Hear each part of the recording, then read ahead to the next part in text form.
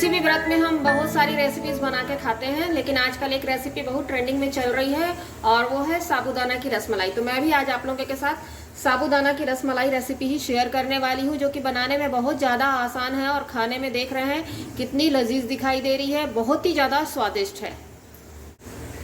सावन का महीना चल रहा है, इसमें लोग जो है व्रत वगैरह रखते हैं, तो इस रेसिपी को आप व्रत में बनाकर खा सकते हैं और साथ ही ये एनर्जी से भरपूर भी है। तो चलिए रेसिपी बनाना हम शुरू करते हैं।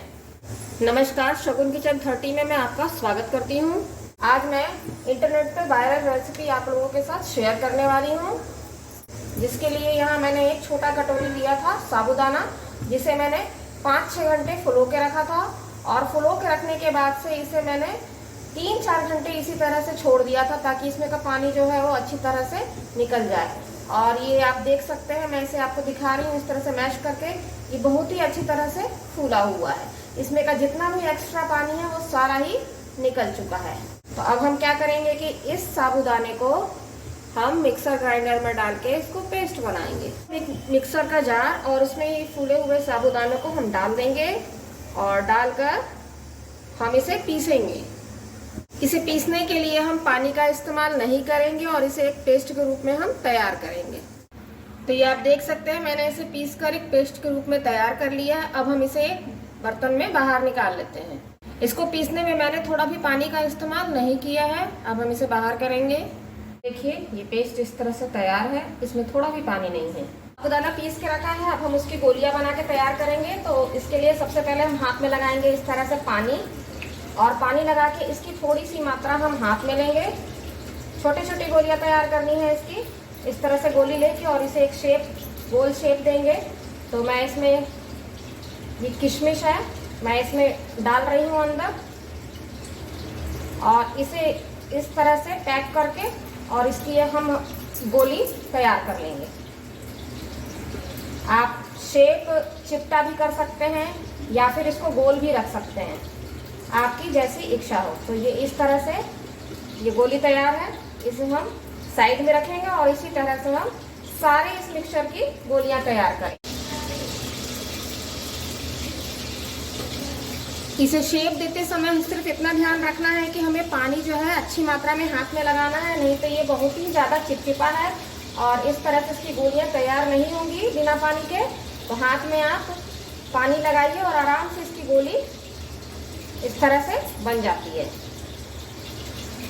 देख सकते हैं आप, किसी भी प्रकार का कोई झंझट नहीं है इसे बनाने में। ये देखिए, गोली इस तरह से तैयार। तो ये देख सकते हैं आप, सारी ही गोलियां बनकर बहुत अच्छी तरह से तैयार हो गई है, थोड़ा भी झंझट नहीं हुआ है इनको बनाने में। यहाँ गैस पर रखेंगे एक कढ़ाई और उसमें डालेंगे दूध। दूध आप अपनी आवश्यकता के अनुसार ले सकते हैं। तो मैंने यहाँ आधा लीटर से अधिक दूध लिया हुआ है। दूध डालकर हम इसे गाढ़ा करेंगे। दूध को गर्म करते समय हम इसे बीच बीच में चलाते रहेंगे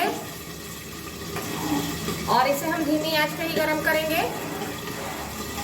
दूध को पकाते मुझे 10 से 15 मिनट हो चुके हैं, मैंने धीमी आंच पर दूध को पकाया हुआ है। अब हम इसमें चीनी डालेंगे अपने टेस्ट के अनुसार। तो मैं यहाँ आधी कटोरी चीनी ले रही हूँ, मतलब 250 ग्राम से कम चीनी है ये, और इसे डाल देंगे और इसे मिक्स करेंगे। चीनी डालने के बाद से दूध जो है वो हल्का पतला फिर हो जाएगा। तो हमें इसे कम से कम 5 से 10 मिनट चीनी के साथ में पका लेना है। उसके बाद ही हम इसमें देंगे इलायची पाउडर, इससे टेस्ट बहुत बढ़िया आएगा और इसके साथ में हम इसे पकाएंगे। चीनी हमारी अच्छी तरह से घुल गई है, भी बहुत अच्छी तरह से पक चुका है। अब हम क्या करेंगे कि ये सारी गोलियां जो हमने तैयार की हुई हैं, ये सारी गोलियां धीरे धीरे करके इसमें हम डाल देंगे। हमारी मीडियम है और इसे करेंगे मिक्स। अभी साबूदाना हमारा कच्चा है, तो अब इसे पकाएंगे हम, और इसे हम मीडियम आंच पर ही पकाएंगे। अब हम इसे पकने देते हैं, कम से कम 10 से 15 मिनट ये पकेगा। बिना किसी झंझट की ये रेसिपी तैयार हो जाती है और बनाने में भी बहुत ज़्यादा ही आसान है ये, और खाने में भी बहुत ही ज़्यादा स्वादिष्ट है। व्रत में ये रेसिपी बनाकर आप बहुत ही आसानी से एंजॉय कर सकते हैं। इस बीच में इस बीच में अगर आप लोगों को मेरी रेसिपी पसंद आती है तो वीडियो को लाइक कीजिएगा, चैनल को सब्सक्राइब कीजिएगा और साथ ही साथ शेयर भी कीजिएगा और अपने सुझाव भी जरूर कमेंट बॉक्स में दीजिएगा। रेसिपी है, बहुत ज़्यादा ही यूट्यूब पे फेमस हुई है और बनाने खाने में भी बहुत ही आसान है, तो आप लोग भी जरूर एक बार ट्राई कीजिएगा इसे। जैसे जैसे ये रेसिपी पककर तैयार हो रही है उसी तरह से दूध भी हमारा जो है वो धीरे धीरे गाढ़ा हो रहा है। आप इसमें डालना चाहे तो केसर भी डाल सकते हैं या फिर आप फूड कलर हल्का सा डाल सकते हैं। यही आंच पर दूसरी तरफ हमने रखा है एक फ्राइंग पैन और उस पर डाल रहे हैं हम 1 छोटा चम्मच के करीब में घी। पर थोड़े से मैंने ड्राई फ्रूट्स जो हैं वो कट करके रखे हैं, आपके पास जो अवेलेबल हो उसे डाल सकते हैं। और इस ड्राई फ्रूट्स को हम डाल देंगे घी में और इसे 1 से 2 मिनट हम भून लेंगे।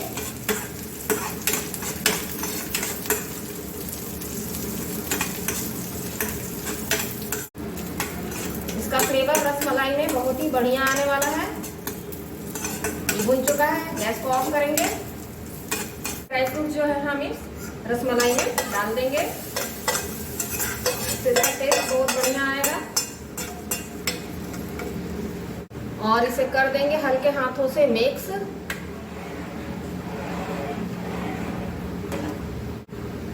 तो ये आप देख सकते हैं कितने बढ़िया से ये पककर भी तैयार हो चुका है और दूध भी हमारा बहुत ही बेहतरीन तरीके से गाढ़ा हो चुका है। जितना हमें गाढ़ा दूध चाहिए बिल्कुल उसी तरह से ये तैयार हो चुका है। अब हम अपनी गैस को कर देंगे बंद और आपको इसे सर्व करके दिखाते हैं। तो ये आप देख सकते हैं आँच से मैंने उतार लिया है इसे और बहुत ही अच्छी तरह से ये बनकर तैयार है। और ये जो रसमलाई है ये बहुत ही सॉफ्ट है, बहुत ज़्यादा ये सॉफ्ट है मिठाई। तो मैं यहाँ पे एक सुझाव दूंगी आप लोगों को कि आप जब भी इसे पकाएं एकदम धीमी आंच पे ही पकाएं, तेज आंच पे पकाने की गलती ना करें, नहीं तो ये जो बॉल्स हैं वो टूटने लगते हैं।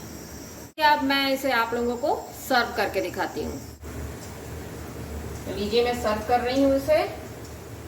बहुत ही आसानी से बन गया है, थोड़ी सेफ्टी के साथ में इसे बनाना है और बहुत ही एनर्जी से भरपूर है ये।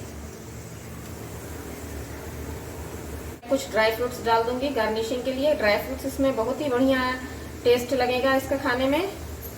लीजिए हमारी बनकर तैयार है बहुत ही स्वादिष्ट और एकदम ट्रेंड रेसिपी जो कि है साबूदाना की रसमलाई।